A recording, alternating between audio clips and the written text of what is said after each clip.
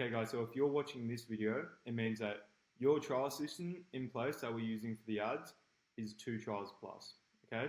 If you've got a 2-day trial, if you've got a 3-session trial, if you've got a 1-week trial, 2 weeks, whatever, this is a system that you'll be using to convert those people. Now, before I get into it, firstly, I want to kick it off by saying that we implemented this exact system for one of our clients last month, and they 4x their conversion rates. Just by using this one system to convert people, they 4x their results. So this shows straight off the bat that if you implement these steps that I'm about to go over, it will work and you will be making the absolute most of those people who come in for the trial sessions. Now, the other thing I want to preface before we get into it is we specifically designed this structure so it's not some sort of pushy, salesy system. No, and that was one of the biggest things that we had to consider when we were designing this, is that we want it to be organic. And in fact, these people have claimed one of your longest trial sessions. Maybe it's 2 days, maybe it's 3 days, again, a week, doesn't matter. So you want to actually help them come for as many sessions as they can so they can see if that your service is a fit for them. So that's what it's all about. It's not about pushing people to sell them. It's about helping them and organizing them in a way to make them feel comfortable, to make them feel engaged, and on the back end, how do we get them coming in for the following sessions? Because that's where most of the magic happens with converting people. So we're going to jump straight into it and show you all of these steps and how we implement it. So this exact document will be right below this video. So after this, when you want to show the team, show the coaches, you can just show them the document right below here.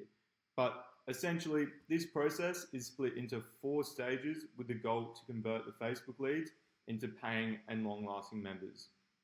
Okay, so first, it's important to briefly go over the client journey.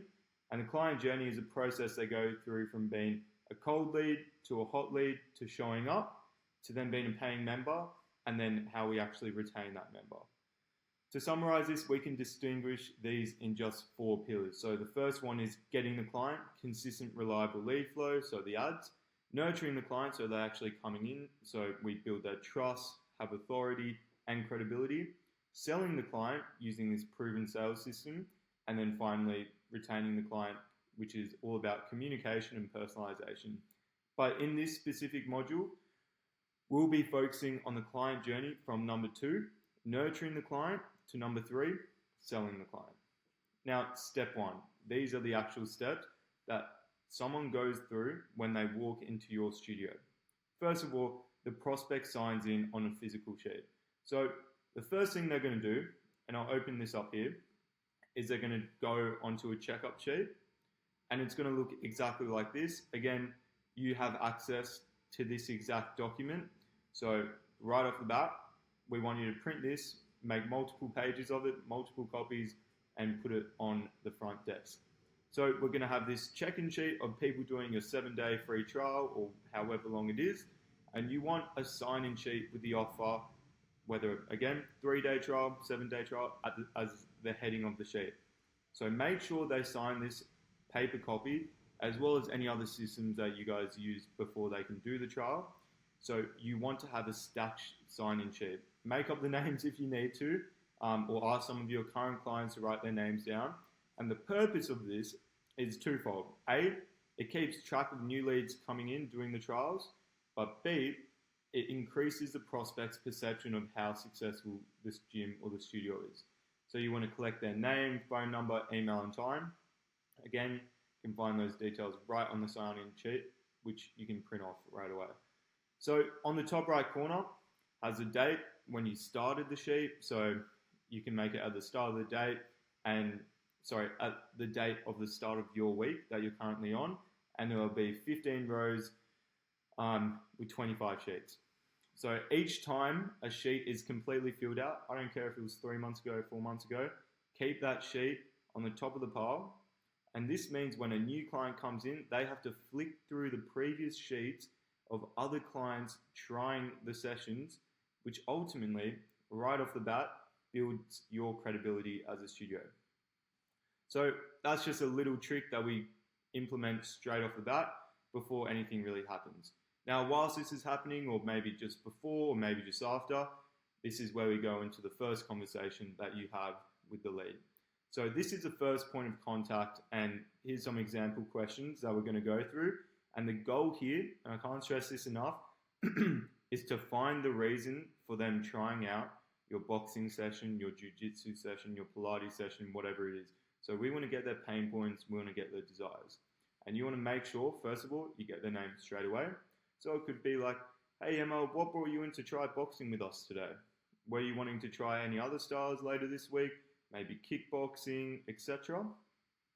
Just straight off that, obviously you don't want to sound like a weirdo asking them too many questions, but just take mental notes of why they're actually here and trying out what it is that you guys do. Now, this part is probably the most important part of the entire session. It's what actually happens during the session, throughout the session. So coaches need to constantly reinforce positive feedback and ask questions.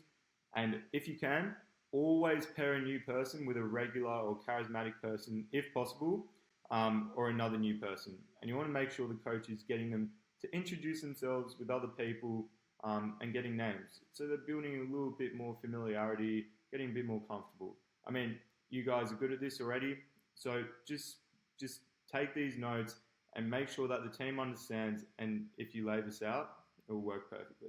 So at the end of the session, again, most important part, the coach needs to get all the new people together. Could be one person, two people, could be 4 people who have come in for that trial session. You guys did great today.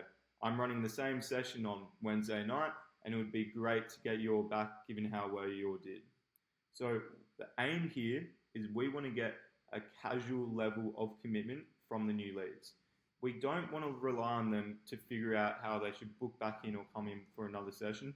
We want to literally spoon feed them in a non-pushy way, just in a general chatty conversation. Like, yeah, you guys did great.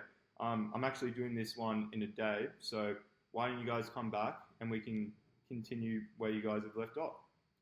So again, getting that casual commitment from the leads. It is a job of the coach to get this commitment from all the new people or people on the 7-day free trial.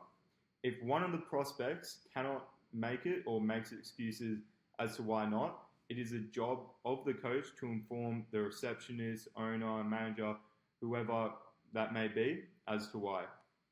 From now on, we're just going to assume receptionist from here when I mention, these types of people. This brings us to the next part. So we've finished up the session. It's been great. There's been a lot of fun, a lot of engagement, and the coaches have just been killing it. So the coach now brings the leads to the front desk and hands them over to the receptionist and informs the receptionist in a conversational manner with all the leads there saying, James and Emma were great today. They're really getting the hang of it. They're both keen to come on Wednesday night. Can you help them book it in for them? And what happens here is a receptionist follows a protocol of booking in the second time slot. So there's another video here of exactly how we're going to do that. I will note straight off the bat, if we haven't done this already, please let Sam and I know that we need to do this. We will create a second calendar, so a replica of your current service calendar that we made for the ads. We're going to make a second one, and when someone books in for their second session, or the front receptionist does that, what's going to happen is they're going to go through a different set of automations. As you know already, the original ones are trying to get people building their trust and getting them in. The second time, they don't want to see the same things because they'll figure out, it's automated. And the second thing is they've already got a bit of trust. We don't need to push that same amount of reminders. We can trust a bit more that they're going to show up. And guys, do not let them leave until they've confirmed a time for the next class. Maybe in 2 days, 3 days. Make sure that we have some sort of confirmation for a next class. If they say something like, I'm not sure if I can make it yet, then say, hey, why don't we reserve your spot for now? And if you can't make it, then just let us know and we can go from there. We can rearrange from there. Let's just pencil in a time. Again, it's not pushy. It's trying to help them out. Like, okay, we've only got a certain amount of spots for these classes. we'll pencil it in, and if you can't make it, then we'll reschedule it. So at this point, I might also note that you might have people, and you would know this, doing it time and time again. There might be people already asking about pricing and what that looks like. So guys, look, if they're keen and they want to sign up, then obviously follow the procedure outlined below that we're going to go into soon about how we convert those people onto the memberships. But for now, we're going to go and jump into what happens when they come in for that second session. So on the calendar, this is a quick little side note. On the calendar, you will see that all the first appointments are one color and all the second appointments are a completely different color. So this gives you the chance to, separate, okay, who's who. Oh, okay, James and Emma, yep, they came in on Monday. They're actually coming back in again. Just have that mental note so you're prepared before they come in. So guys, the second shot, how do we approach this one? At the end of the second session, you need to have a conversation with them, and this is the procedure that we're going to follow below. So number one, congratulate. Congratulate them on their success so far, even if it's a small achievement. Wow, Emma, you've really progressed in your boxing skills already. It's only been 2 sessions. Overview. We want to review the reasons for the success, emphasizing the coaching and accountability they received. This brings us on to point 3. And we're not doing this in a pushy way. It's kind of just subtle. You want to highlight the gap between where they are now and where they want to be, painting a picture of their journey and how you guys, as your studio, are going to guide them. You can ask questions such as, "What are you looking to get out of boxing? Where do you want to take this?" Little things like that. Okay, guys. Now on to number 4, which is arguably, the most important part of this process: the offer. So I'm going to get a pen out here and we're going to go through this. So we want to make an offer on the membership, packages, program, given what their goals are. So they might not be too keen on getting straight into it and coming to a bunch of different sessions. So this is where we add a lot of personalization to the offer. For example, if they are only semi-keen, then don't offer them unlimited, but offer them a part-time or a package. So instead of unlimited sessions during the week, say, okay, we'll just start off with part-time. Or even if they just want to test it out, want to get to know it a little bit better before jumping into part-time, then they can go for something more like a package if that's what you have. So we want to make it clear that you have their attention at heart and that this is the best option for them. No, guys, completely understand. We don't want you to jump into doing full-time membership if you're not quite sure yet. What I would recommend is, just trying it out a little bit more. You can get a package, come in for those 5 sessions, 10 sessions, and then we can come back together there and make a decision there. You want to find what is the best option for them. And guys, when offering membership, it's all dependent on context and situation. Try to go for, incentive-based offers. If you have a cheaper sign-up fee, or if you don't have a sign-up fee at all, you want to make sure that you're really mentioning that to them. Or if there's a specific incentive for them to do it today, like, guys, it's usually, a $50 sign-up fee, but if you get started today, there's no sign-up fee. The aim is to create urgency as to why they should sign up today, not tomorrow, today. Again, to eliminate a bit of the risk, say, hey, no, there's no risk in doing this. You can provide a service guarantee to make them feel a bit safer, or something that might resonate with you guys a little bit more is more of like a no locking contract, like you can stop whenever you want, So this brings us on to the next point. Number 6, take payment and get them to sign right there and then. We want to secure their commitment by getting some sort of commitment. That could be taking the payment or actually having them sign some sort of agreement. And again, most importantly, a prospect is not a paying customer until they have paid. Okay, so what might this look like in action? Obviously, every conversation is going to be different, but this is a type of scenario that you might find useful or similar to what might happen during this conversion process.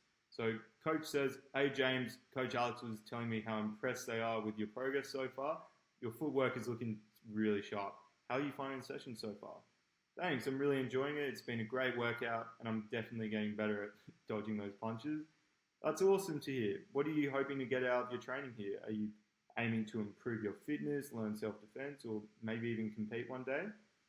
Mostly focus on fitness and staying active, but I also want to feel a bit more confident in self-defense. That's a great combination. Our membership packages includes unlimited access to our group boxing classes and open gym hours, so you can keep building that strength and confidence at your own pace. Plus, we have specific classes focused on self-defense techniques that could be really beneficial for you. That sounds good, but I'm not too sure if I'll be able to commit long term. I totally get it. To make it easier, we're offering a no commitment month to month membership option with the first month at 50% off. You can also pause or cancel anytime without any penalties, so there's really no risk in giving it a try. How does that sound? That's definitely, more appealing. Great, let's get you signed up so you can keep building on the progress you've made. I'll take care of the details. What's the best card for the membership? Done. Now guys, if after that second trial session, you're not getting the vibe or the sense that they're quite willing to make that step yet, then hey, book them in for that next session. If you have a 2 trial session, if you feel like there's someone who just needs that extra little push, then it's up to you, but you can push them over for a little third session, or even better, if you're running a 7-day trial or however long it is, then book them back in for that third session. So again, if the prospect gives signs of wanting to commit more time in their free trial, what we do here is book them back into the system in the 3rd appointment calendar. And this is crucial to ensure you book them into another session like we did after that first session to ensure they show up. So what I was saying before about having a 2nd appointment calendar, we'll also make a 3rd appointment calendar. So yeah, use those things, because you've already seen that first appointment reminder system is so beneficial and crucial for getting people to show up. The same way that this 2nd and 3rd one is, by booking them in, adding that little level of commitment, that is how this studio 4x their conversion rates last month. That is literally how, by using that calendar trick and some of these other skills that we talked about here in the actual conversion conversation, that is how we make the most out of getting people to show up and giving them a good experience, but actually converting them into members without being pushy or salesy, but it's literally just helping them out and telling them, yeah, make the most of your trial. And again, 3rd session show up. At this point, the lead should be at the end of the trial or near the end, and we want to repeat step 2 with the convert acronym, which is what we came over through here.